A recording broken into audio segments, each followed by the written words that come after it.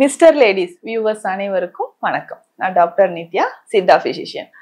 முகத்தின் அழகை கெடுக்கக்கூடிய சில விஷயங்கள் அப்படின்னு பார்க்கும்போது நிறைய பேருக்கு ஒரு ஸ்ட்ரெஸ்ஸா இருக்கக்கூடிய ஒரு விஷயம், பார்த்தாலே என்னடா இது அப்படின்னு நம்ம யோசிப்போம். முகத்தை பார்க்கும்போதே கருவளையம் அப்படின்னு சொல்ற ஒரு விஷயம், டார்க் சர்க்கிள், கண்களை சுற்றி கருவளையம் இருக்குங்க. இது பெரும்பாலும் பெண்களுக்கும் இருக்கு, ஆண்களுக்கும் இருக்கு. ஒரு சிலருக்கு என்ன பார்த்தோம்னா மெயினா இதுதான் ரீசன், கருவளையம்னா இதுதாங்க ரீசன், ஹார்மோன் இம்பேலன்ஸ் அப்படின்னு சொல்றோம்.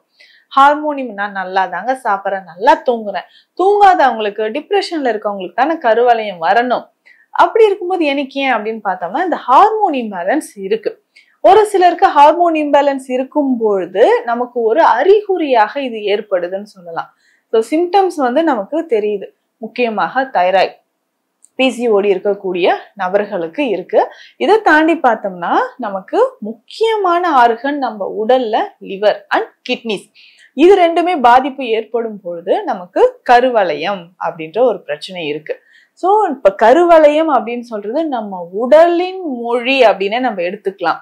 உடல்ல ஏதாவது ஒரு பிரச்சனை இருக்குன்னா உங்களுக்கு சொல்லக்கூடிய ஒரு விஷயமாக அதை நம்ம எடுத்துக்கணும். இதை தாண்டி பார்த்தோம்னா உடல்ல ரொம்ப டாக்ஸின்ஸ் இருக்குங்க. என் உடல்ல பாத்தீங்கன்னா கழிவுகள் நிறைய இருக்கு. அதை நமக்கு எப்படி காட்டும்னா கருவளையம் மூலயமாக காட்டுது. ஸோ இந்த மாதிரி விஷயங்கள். அதுக்கப்புறம் நம்ம உடல்ல பிளட் சர்க்குலேஷன் சரியா இல்லைனாவோ, அதுக்கப்புறம் ரத்தத்துல நிறைய டாக்ஸின்ஸ், நான் சொன்ன மாதிரி கல்லீரல்ல பிரச்சனை, மலச்சிக்கல் தொந்தரவு, இதெல்லாம் ஒரு பக்கம் இருக்கட்டும்ங்க. இதெல்லாம் இருக்கிறவங்களுக்கு கருவளையம் இருக்கும். இன்னொரு விஷயம், முக்கியமான ஒரு விஷயம்னு பார்த்தோம்னா சரியான உறக்கம், ஒரு டிப்ரெஷன், மன நிம்மதியே இல்லாத ஒரு காலகட்டத்துல நம்ம இருக்கிறோம்னா நிச்சயமாக நமக்கு கருவளையம் இருக்கும். எப்படி நம்ம சொல்றோம், அகத்தின் அழகு முகத்தில் தெரியும் அப்படின்னு சொல்ற மாதிரி டிப்ரெஷன் முக்கியமாக இந்த மெனோபாஸ் டைம்ல பெண்களுக்கு சொல்லவே வேண்டாம். அதிகமான ஒரு மூட் ஸ்விங் இருந்துகிட்டே இருக்கும். திடீர்னு ஹாப்பியா இருக்கிறது. ஸோ ஒரு நாளைக்கு பார்த்தோம்னா பெரும்பாலான நேரம் ஒரு டிப்ரெஷன்லயே தான் இருப்பாங்க. ஸோ ஃபேமிலி மெம்பர்ஸ் பத்தின ஒரு டிப்ரெஷன், நமக்கு பிடிச்ச பர்சன் நம்ம கூட இல்ல, விலகி இருக்காங்க, ஸோ அவங்களோட பிரிவினால் வரக்கூடிய டிப்ரெஷன், சில வீட்டுல இருக்கக்கூடிய குழப்பங்கள், காரணமே இல்லாமல் ஒரு பயமும் பதட்டமும் நிறைய பேருக்கு இருக்கும். இந்த மாதிரி இருக்கக்கூடிய நிலைமையில நமக்கு கருவளையம் ஏற்படுது. முக்கியமா ஆண்களை பொறுத்த வரைக்கும் இதெல்லாம் ஒரு காரணம். அதிகமாக வெளியில நான் டிராவலிங்ல இருக்கிறேன்னு சொல்றவங்களும், வெளியில சொல்ல முடியாத ஒரு ரீசன் அப்படின்னு பார்த்தோம்னா இரவு நேரத்துல தூக்கத்திலே விந்தணுக்கள் வெளியேறக்கூடிய ஒரு தன்மை, இந்த மாதிரி இருந்துச்சுன்னா உடல் இழைச்சிக்கிட்டே போயிட்டு கருவளையம் ஏற்பட்டு, இது எல்லாமே ஒரு சிம்டம்ஸ் அப்படின்ட்டு நான் சொல்ல வரேன். ஸோ இந்த மாதிரி கருவளையம் இருக்கு, என்னங்க செய்யலாம்? ஸோ நம்ம பார்த்தோம்னா ஒரு ட்ரை ஸ்கின் இருக்கா, ஃபேஸ்ல பிம்பிள்ஸ் இருக்கா, டேண்ட்ரஃப் இருக்கா, உடனே என்ன பண்றோம்னா ஏதாவது அப்ளை பண்ணா இது நமக்கு சரியாயிடுமா, ஸோ இந்த கிரீம் போடலாமா, இந்த ஆயில் யூஸ் பண்ணலாமா? கண்டிப்பாக இது எல்லாம் நம்ம யூஸ் பண்ணலாம். ஏன்னா சித்த மருத்துவத்திலே புற சிகிச்சைகள் தான் ரொம்ப ரொம்ப முக்கியமான. நிறைய நீண்ட நாட்பட்ட கிரானிக் டிசீசஸ்க்கும் நம்ம சொல்லியிருக்கிறோம்.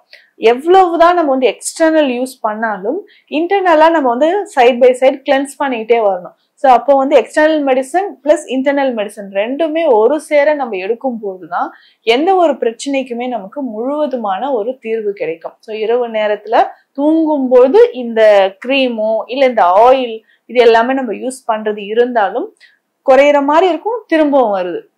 பெரும்பாலும் கருவளையம் இருக்கக்கூடிய நபர்களுக்கு பார்த்தோம்னா முகத்துல வேற எங்கேயாவது கருமை திட்டுக்கள் இருக்கும்.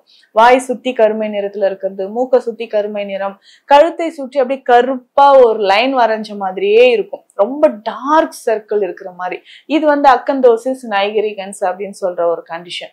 ஸோ இது எல்லாமே பார்த்தோம்னா நம்ம உடல்ல பிளட் சர்க்குலேஷன் சரியா இல்லை. அதற்கு அடுத்தது பார்த்தோம்னா டெட் செல்ஸ் அங்கங்க தேங்கி நமக்கு நிக்கிறதுனால ஏற்படும். இதனோட சேர்ந்து மறுக்கள் வரவும் வாய்ப்புகள் இருக்கு, வாட்ஸ் அப்படின்னு சொல்றோம். ஸோ இது எல்லாமே கருவளையம் ஏற்படுவதற்கான காரணங்கள் அப்படின்னு சொல்லலாம். இப்ப அந்த கருவளையம் இருந்துன்னா நான் சொன்ன மாதிரி இந்த காரணங்களால கருவளையம் வரலான்னு சொன்னா அந்த காரணங்களை முதல்ல நம்ம சரி பண்ணணும். ஸோ ரொம்ப டிப்ரெஷன்ல இருக்கிறோம் அப்படின்னா அதை சரி பண்ணிக்கணும். ஸோ மைண்ட் அண்ட் நம்மளுடைய உடலும் ஒரு ரெஸ்ட் கேக்குது அப்படின்னு சொல்லும் போது கரெக்டான ஒரு ரெஸ்ட் கொடுக்கணும். குறைந்தபட்சம் 6 மணி நேரம் இரவு உறக்கம் ரொம்ப முக்கியம். 6 மணி நேரம் உறக்கம் முக்கியம். டே டைம்ல நம்ம தூங்கக்கூடாது.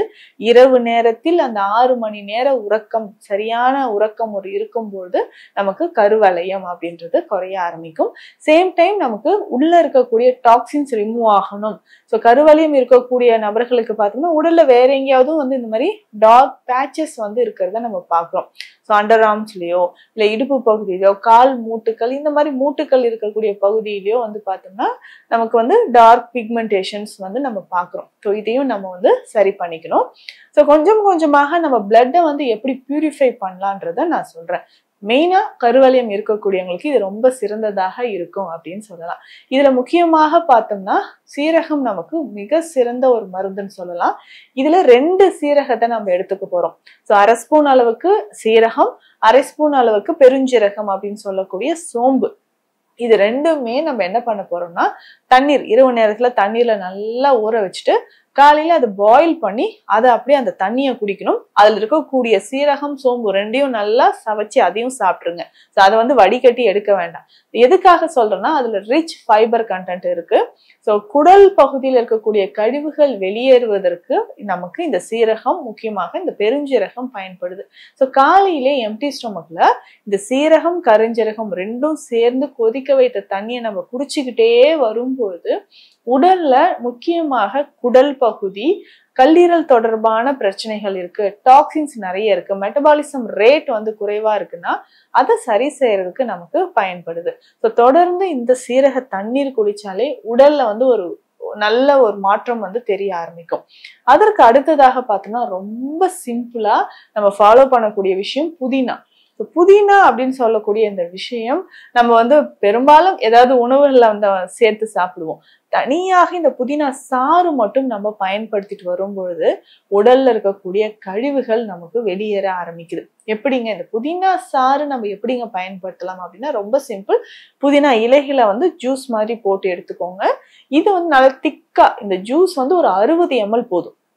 60 ml புதினா இலைகள் ஒரு 2-3 கைப்பிடி அளவு எடுத்து மிக்சியில போட்டு நல்லா அரைச்சி இதை வடிகட்டி எடுத்துக்கிட்டு திக்கா இருக்கக்கூடிய இந்த சாறு 60 ml எடுத்துட்டு ஒரே ஒரு சிட்டிகை அளவு மஞ்சள் பொடி அதுல சேர்த்து காலையில குடிக்கணும். தொடர்ந்து நம்ம வந்து ஒரு வாரம் 7 இருந்து 10 நாட்கள் இதை காலையில குடிச்சிட்டு வரும்போது உடல்ல நடக்கக்கூடிய மாற்றங்கள் அப்படின்னு சொன்னோம்னா கருவளையம் மட்டும் இல்லைங்க, எனக்கு வந்து என்ன ரீசன்னே தெரியல, பிம்பிள்ஸ் வந்துட்டே இருக்கு, அடிக்கடி ட்ரை ஸ்கின் ஆகுது, குடல் பகுதி நெஞ்செரிச்சல் அஜீர்ணம் சார்ந்த பிரச்சனைகள் இருக்கு அப்படின்னா ரொம்ப சிம்பிளா புதினாலேயே இந்த விஷயத்த வந்து நம்ம வந்து கிளியர் பண்ணிக்க முடியும்.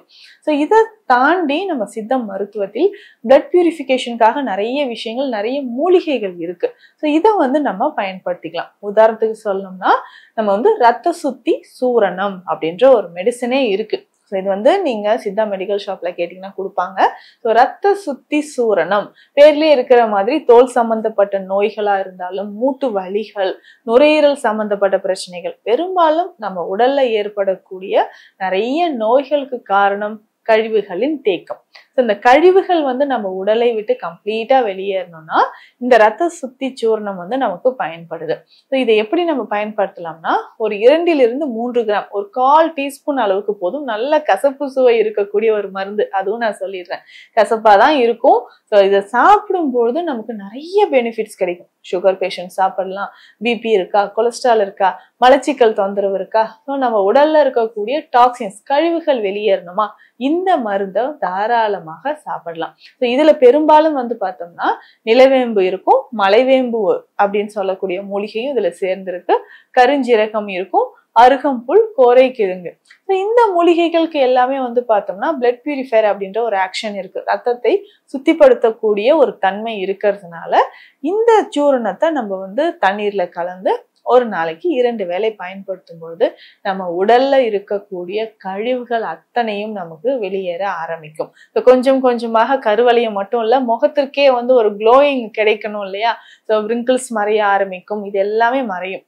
சரிங்க, இது எல்லாம் நான் சாப்பிட்டுட்டு வரேன், அப்போ ஃபேஸ்க்குன்னு ஒண்ணு போடணும் இல்லையா, கண்டிப்பா இரவு நேரத்துல இதை போட்டாதானே நமக்கும் திருப்தியா இருக்கும். கண்டிப்பா அதுக்கான சிறந்த தைல வகைகளும் சித்தர்கள் வந்து சொல்லியிருக்காங்க.